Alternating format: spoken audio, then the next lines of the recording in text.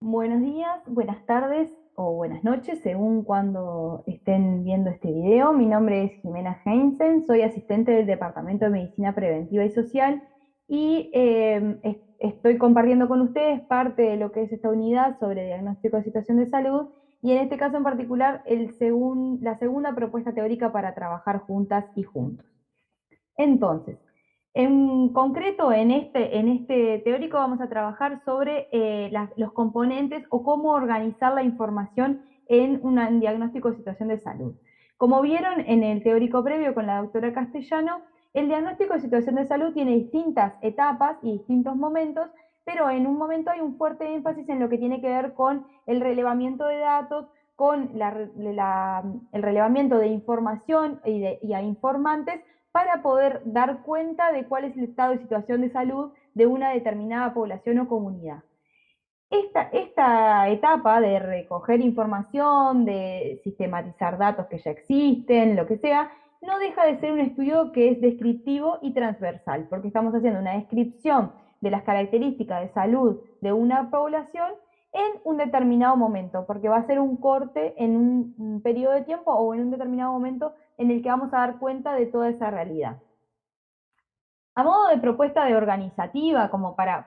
y formativa, para ordenarnos y para que realmente no falte nada de información, y porque es además lo que se recomienda en la mayoría de la literatura y las referencias que ustedes tienen recomendadas para leer, son estos 4 capítulos como principales que son los que vamos a, de alguna manera, pasar por ellos y ir profundizando a lo largo de esta clase.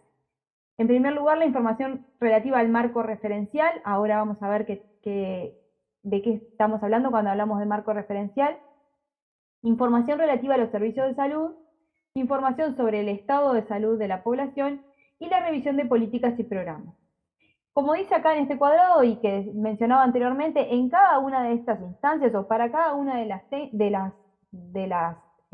distintos tipos de información que vamos a necesitar, podemos utilizar distintas técnicas, ya sea cualitativas o cuantitativas. Y también podemos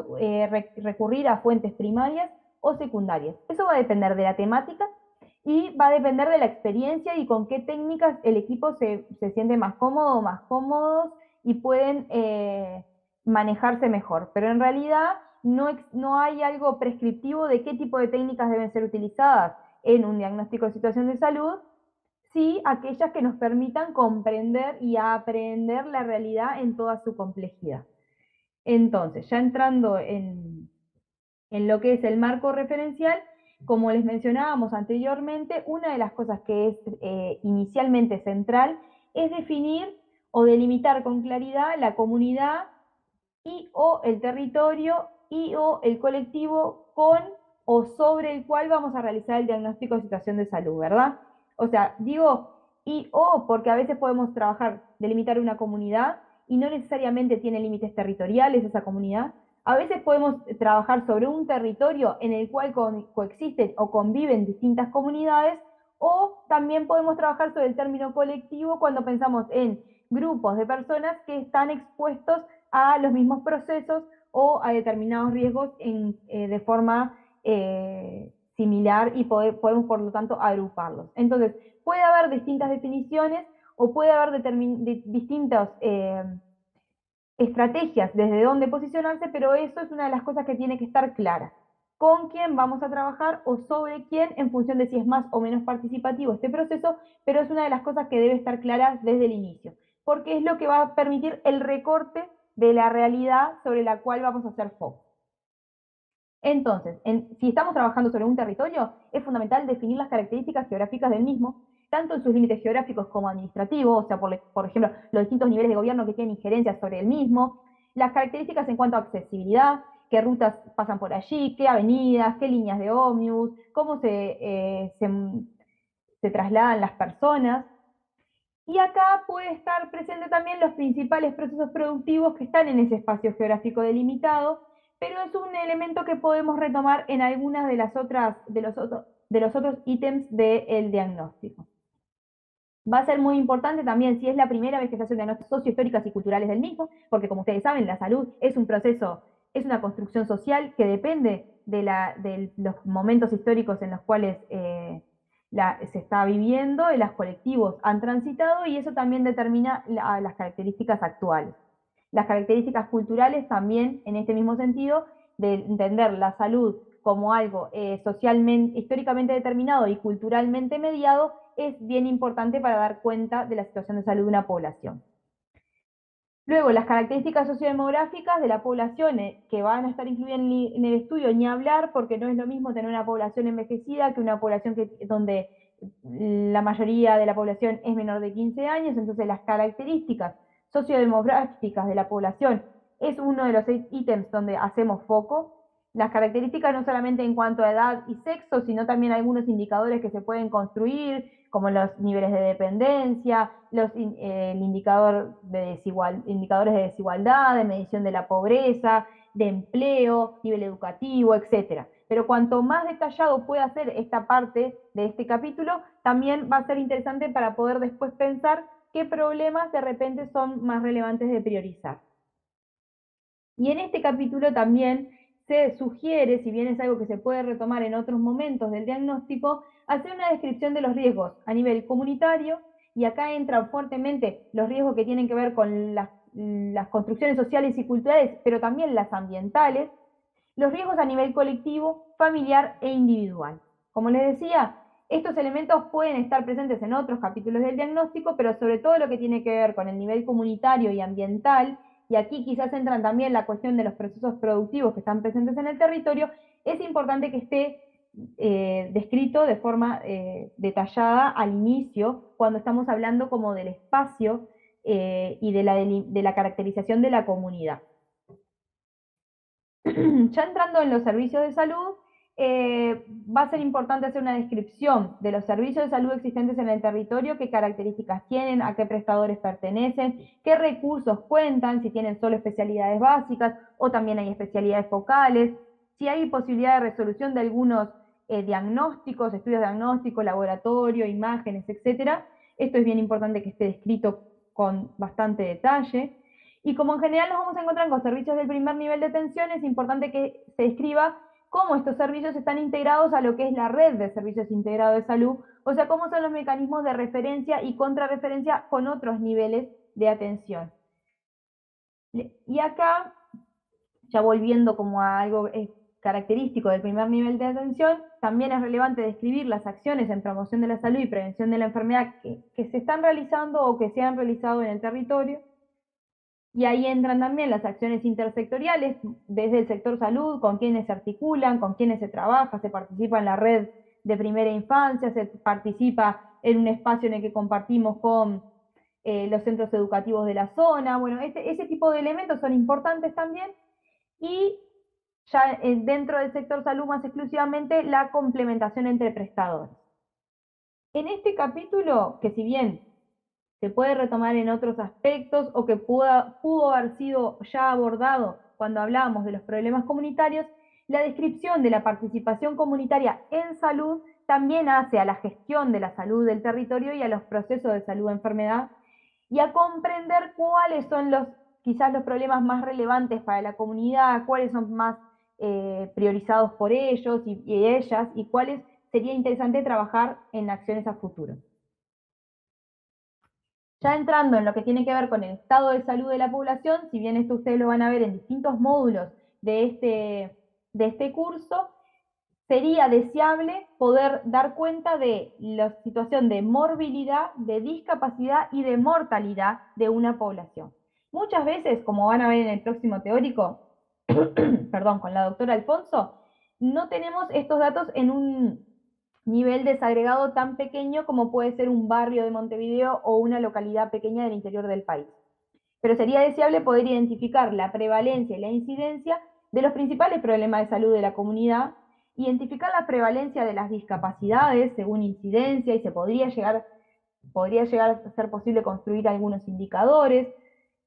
y después las principales causas por grupo etario y sexo de mortalidad. Nuevamente, no siempre estos datos están disponibles en un espacio geográfico pequeño, como por ejemplo puede ser un barrio de Montevideo, como La Teja, o una localidad de Montevideo, como puede ser eh, José Pedro Varela en La Valleja, y muchas veces tenemos los datos por departamento. Pero puede ser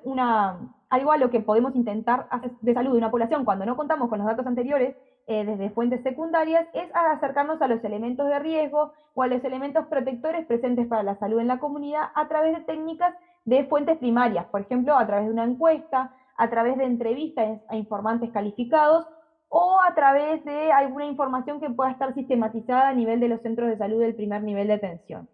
Pero estos elementos son importantes también para poder pensar estrategias de promoción de la salud y de prevención de la enfermedad, basarse en cosas que ya están funcionando o que ya existen en el territorio.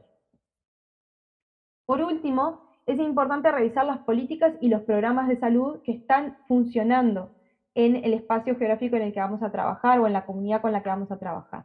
Y acá hay programas que son específicos de salud, como inmunizaciones, vigilancia epidemiológica, los programas temáticos o por grupos etarios, por ejemplo, el programa de niñez, que son propios del Ministerio de Salud, pero también aquellos que son intersectoriales, como por ejemplo la prevención de suicidio, que no se hace solamente desde el sector salud, sino también que se hace en conjunto con el Ministerio de Desarrollo Social, con las instituciones educativas. Entonces, esto es algo que se habló en el marco referencial, pero que puede ser retomado acá. En la literatura ustedes van a ver que se recomienda que se detalle la asignación presupuestal, los recursos que se le brindan a estos programas y si efectivamente estos están funcionando en el momento que se hace el diagnóstico. Acá es otro lugar donde también podríamos retomar el tema de la participación comunitaria en salud en el territorio y los factores protectores y de riesgo, y trabajar un poco más en profundidad a través de talleres grupales de investigación, de mapeos, de actores sociales o de cartografías, o de entrevistas en profundidad a personas o actores y actrices que sean relevantes o que tengan mucha historia de trabajo en la comunidad, sobre los problemas los problemas de salud que sean percibidos como más relevantes o demandados por esa población. Y cuáles ya se están abordando ahora o cuáles sería de interés empezar a trabajar en un futuro. Bien, entonces, una vez hecho todo este ejercicio de recoger información para poder comprender todas estas distintas dimensiones que hacen al proceso salud, enfermedad, cuidado de las comunidades, tenemos que tener en cuenta cómo vamos a presentar esos resultados y que nos permita, con el objetivo de priorizar los problemas que para ser abordados y para generar acciones en salud. Entonces, tener en cuenta que cada técnica tiene su forma de análisis y su forma de presentar esos resultados. Que el cálculo de indicadores debe estar adecuado a las características de la población. Entonces, si nosotros estamos trabajando con un nene muy pequeño, de repente puede haber algunas formas de presentar la información que no sean tan favorables para dar cuenta realmente del fenómeno y a veces es necesario trabajar con números absolutos. Tener en cuenta que con los diagnósticos de situación de salud en general se realizan en el primer nivel de atención, entonces no tener una mirada solamente de datos individuales, sino poder como dar cuenta de un enfoque familiar y comunitario que permita entender los procesos de salud y enfermedad en clave colectiva. Y bueno, como les decía, un análisis en profundidad de cada uno de los componentes del diagnóstico y de ellos en articulación nos va a permitir priorizar determinados problemas que lo deseable es que sea de forma conjunta con las personas que formaron parte del relevamiento o con aquellas personas con las cuales vamos a trabajar o a proponerles desarrollar estas acciones. Finalmente, el plan de acción lo que requiere es la priorización, porque en realidad puede haber un montón de problemas, puede haber muchas cosas que sean interesantes y necesarias para la población, pero una tiene que tener en cuenta con qué tipo cuenta, con qué recursos cuenta y cuáles son posibles de ser abordados. Cuáles pueden resolverse en el nivel comunitario y cuáles tienen que ser planteados en determinados otros niveles o en articulación con otros actores o con otras instituciones del territorio. Entonces, es importante tener en cuenta la magnitud, la tendencia, la percepción de la comunidad y, lo que les decía recién, la factibilidad, o sea, qué capacidad tenemos para generar acciones en relación a este problema. Se recomienda siempre definir un marco temporal, bueno, por cuánto tiempo vamos a hacer este plan de acción, ponerse objetivos para cada uno de los problemas y, en definitiva, determinadas actividades, acciones concretas. Y desde un inicio, es fundamental tener claro cómo se va a evaluar esto para ver el impacto, para, no solamente para medir, pero sino para poder evaluar cambios e ir redefiniendo la estrategia para que realmente logre generar determinadas transformaciones, que es lo que se espera y que es para lo que se hizo en sí un plan de acción. Y después, como recomendación, cuando nosotros trabajamos en el primer nivel de atención, cuando trabajamos con comunidades, con colectivos, con personas, de quienes obtuvimos información y a quienes vamos a invitar a trabajar en una propuesta de promoción de la salud o lo que sea, es importante tener espacios sistemáticos donde podamos como ir devolviendo, compartiendo y analizando de forma conjunta la información para que esas personas puedan problematizar de repente percepciones que tenían de antes, para que puedan aportar elementos que el equipo técnico de repente no está viendo y enriquecer de esa manera la mirada sobre el proceso de salud, enfermedad, cuidado de la comunidad, que en realidad es lo que se busca, ¿no? Que sea lo más cercano a la realidad posible. Así que bueno, por ahí un poco este mini teórico en el que abuelo pájaro fuimos viendo los distintos componentes, les recomendamos profundizar en la literatura que está recomendada para poder tener un mayor detalle de cada uno de ellos y qué es lo que se espera de ese proceso de diagnóstico de situación de salud, en particular en la etapa de levantar información. Cualquier consulta estamos a las órdenes y esperamos que haya sido útil.